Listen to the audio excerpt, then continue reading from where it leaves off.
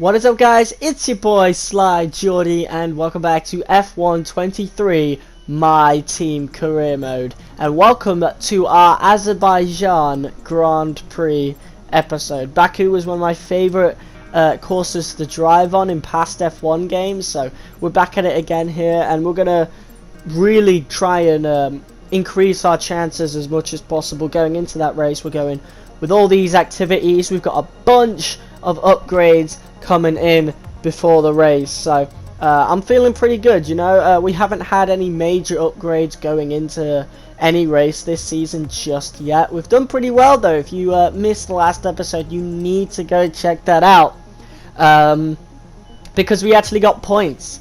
We got points in Melbourne. We were flying high down under. We beat Fernando Alonso in his Aston Martin for P7. Although I do think Alonso might have had an issue with his Aston Martin. Either way, a win against him is a win. So we obviously also end up purchasing pit equipment, like I said we would eventually.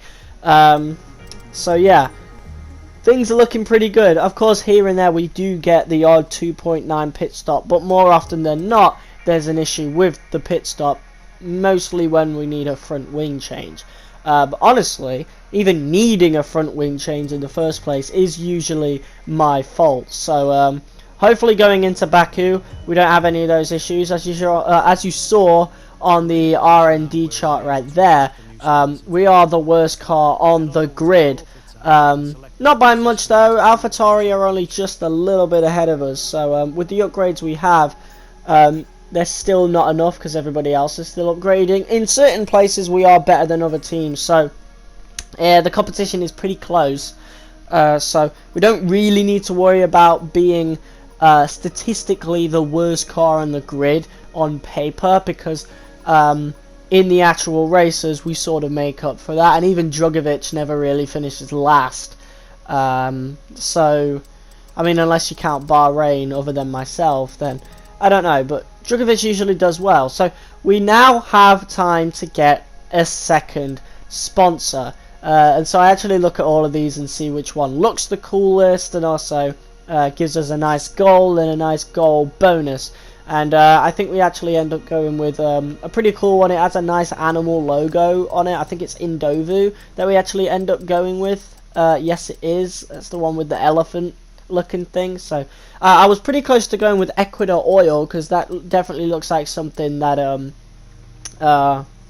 you would choose if you wanted to be realistic about it. But the weekly income for this is 89.59k, and the goal bonus is pretty good as well, with 176,000 for beating that. And obviously, after our 6 points at Melbourne, I think scoring 3 Constructors' Championship points could be quite easy. But without further ado, let's get to Baku.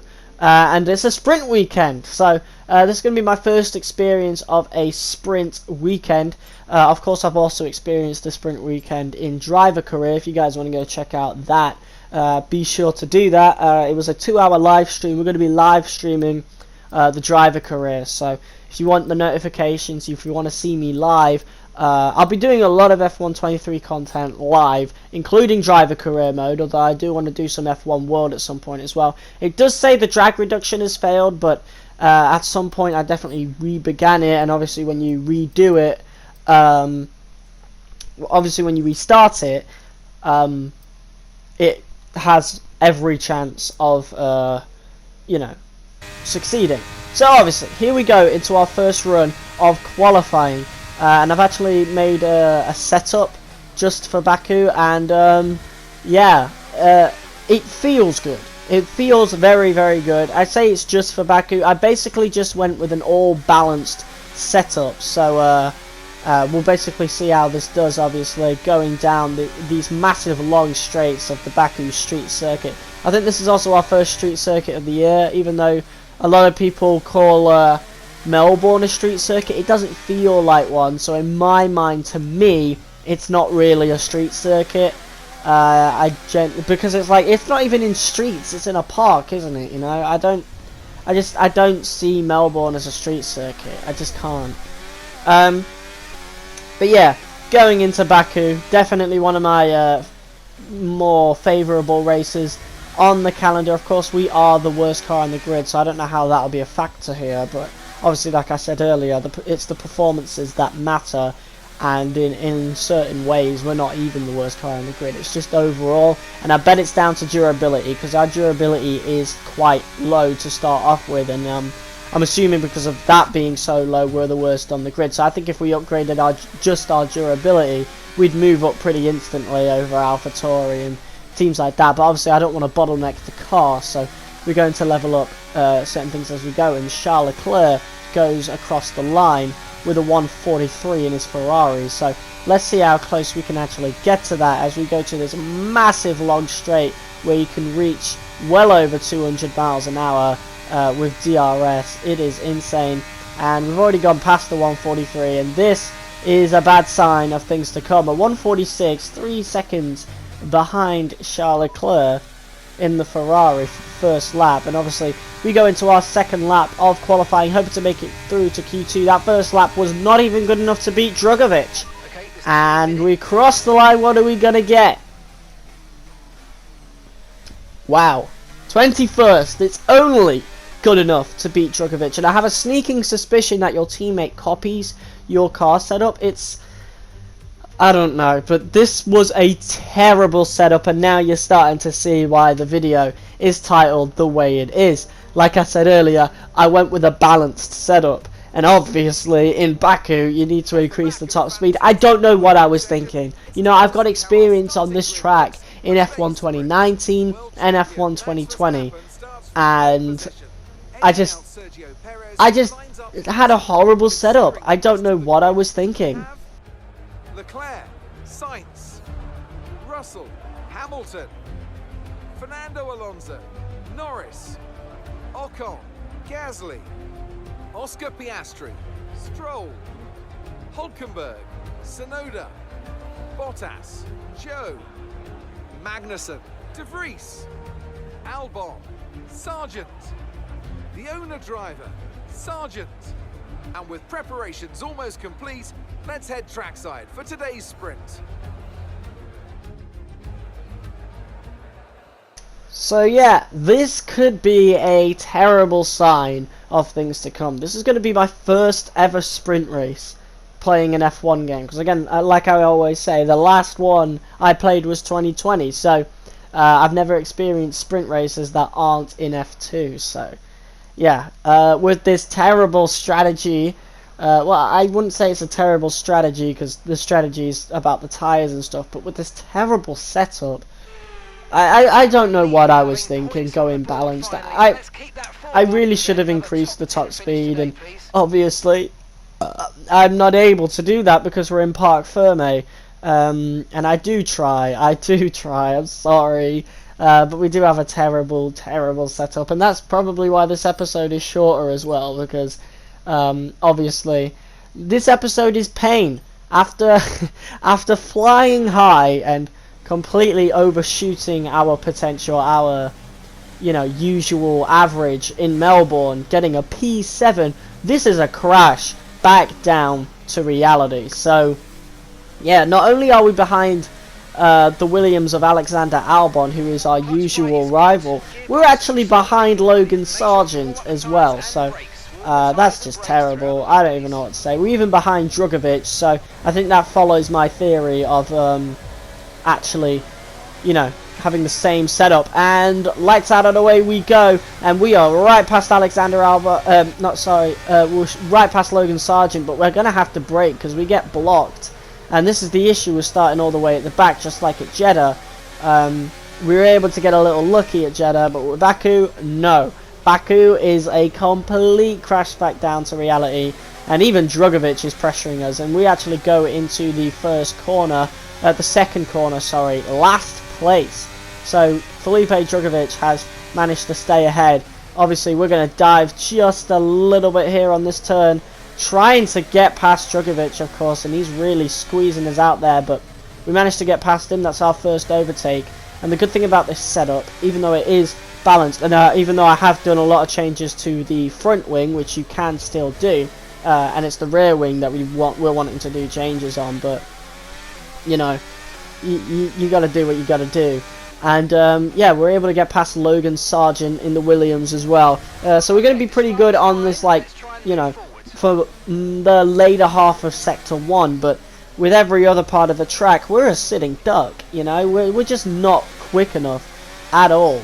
And I know this, you know, even as we're racing, I know this, because obviously we would have qualified a bit higher, because again, I'm decent at the game at this difficulty, you know.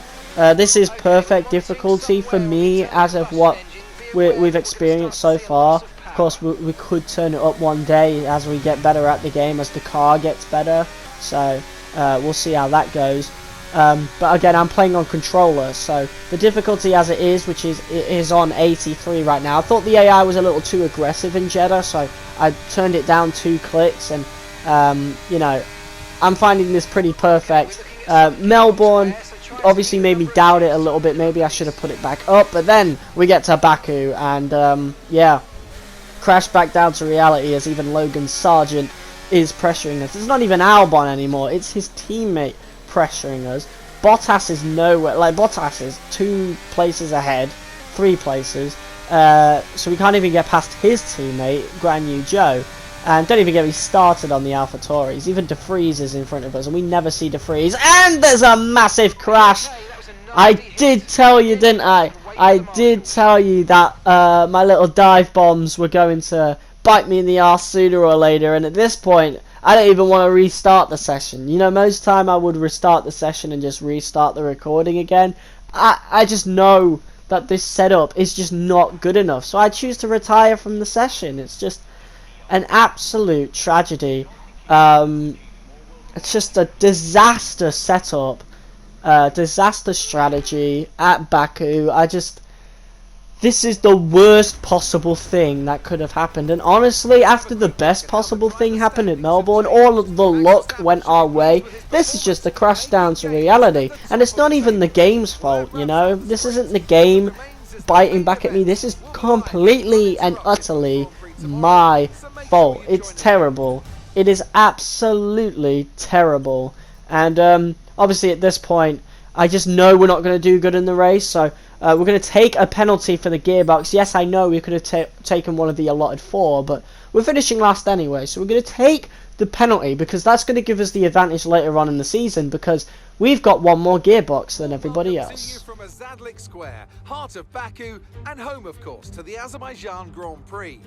With high speeds, tight corners, and few runoff zones, many are expecting a safety car here today.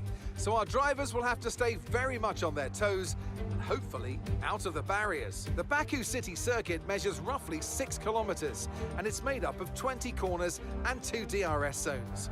The circuit winds around the narrow city, through the old town, and even brushes against the city's medieval walls. However, as beautiful as the setting is, this track is also a ferocious technical challenge, where the smallest of mistakes could lead to a catastrophic consequence for any one of our drivers.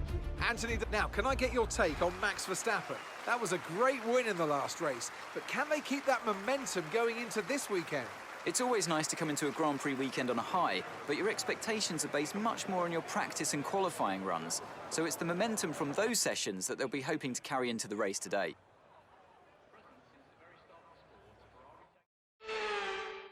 So here we go, up to 5 red lights. Can we make some improvements here in Baku? We do start in last, and Drugovich actually gets in front of us. Drugovich does not move out the way. I think he smells blood. I think he knows that, oh, and it's a tight squeeze in the turn 1 there, but I think he knows that we're not doing so good. He started on the hard tyres, so he's definitely gone with a different strategy, but he knows we're not going to be as good, and I think he sees this as an opportunity to get, you know, get another one over on us, just like in Bahrain, just purely down to circumstance. But we've done pretty good. We've even overtaken Bottas. Bottas has fallen down the order a little bit, as even Guan Yu Zhou's ahead of him. We actually overtake Guan Yu Zhou, like I said, late sector 1, as long as we're doing pretty good on the driving aspect. The sprint. Unlike the sprint. We're actually really good at the first part of sector 1, and obviously in sector 2, very, very hard to overtake. So as long as we can actually, you know, get a good position in sector 1, we could defend Sector 2, and obviously I think Sector 3 we might be a little bit of a sitting duck, because obviously it's all about top speed, and since we've gone with a balanced setup, everybody else is just gonna rocket past us. But yeah, so far so good. A P16 is about where we'd expect to be in terms of the car's performance. Of course, Melbourne, it was really good, a P7, but that's a one-off, and that's also due to the fact that I'm really good at that track anyway, with these settings, with the settings that I do use. So Melbourne, definitely a strong track for us, and I think I would have taken an even worse car somewhere near the points, you know. But yeah, as you can see on this massive straight, Yuki Tsunoda is pulling away. Our deploy is used. I tried my hardest, but Alexander Albon rockets past us. It's just not going to be a good day. We're not getting the points. That is absolutely like 100% not going to happen. But we do actually manage to overtake Albon at some point. We dive really on the edge of the track limits there. I'm surprised we didn't get a warning for that one, so maybe we were just inside it, but we do get a lovely overtake on Yuki Tsunoda right there. And I do sort of think we should have chosen Tsunoda as the rival, but I stand by Bottas, because, you know, more experience, more rivalry points, I assume. And Alex Albon and Tsunoda on this straight just rocket past us as if it's Las Vegas, but we get an absolutely beautiful overtake, a little bit of wheel bang there, but a beautiful overtake on Albon and Tsunoda. It is, I want to once again, I said in the corners we're really good, and once again on this straight we're just not doing good, and even Logan Sargent is rocketing past us now, and Bottas is past us again as we go for the pits here at lap 8. So here I've actually decreased the downforce, so we're going to get a decreased downforce coming out of the pits as well.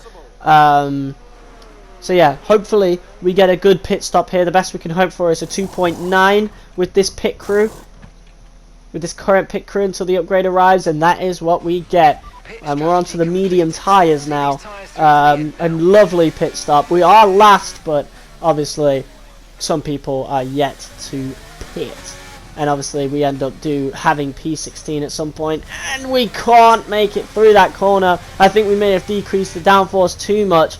Again, when it comes to the downforce, we can only decrease it in terms of the front wing, so there's really not much we can do. We really needed to do something to that rear wing, but of course it's parc ferme, and honestly at this point, yeah, things have already gone from bad to worse, as we're now onto lap 14 with 4 laps to go, with a broken front wing, and Valtteri Bottas, that hurts. That just hurts, you know.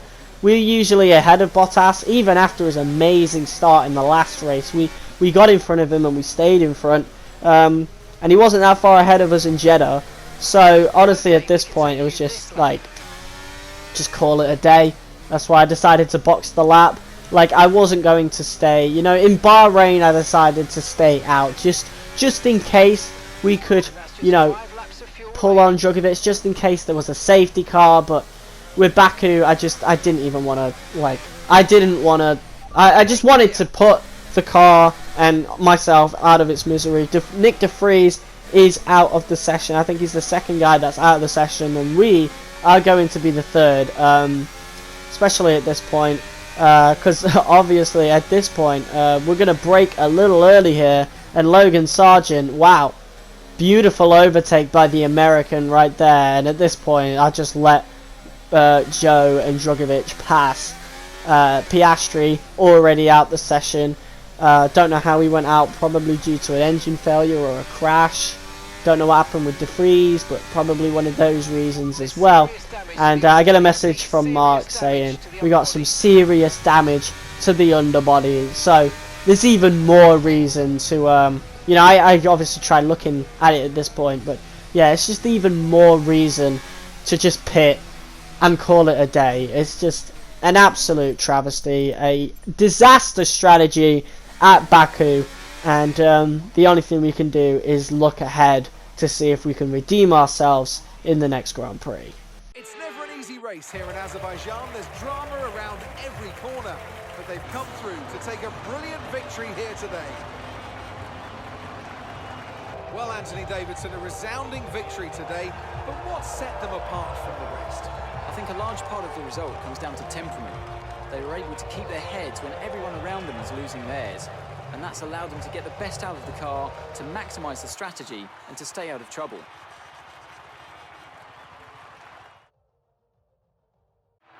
Red Bull put up an outstanding fight for the front position today, and it's great to see it paid off for them. They do so much for the sport that you can't help but be delighted by today's race win. So yeah, that is the end of this episode of F123, a shorter one quite simply because we just didn't finish either, and it does wind me up. I wish I could have like re-downloaded a save file to just redo the whole weekend, but obviously these things happen in F1.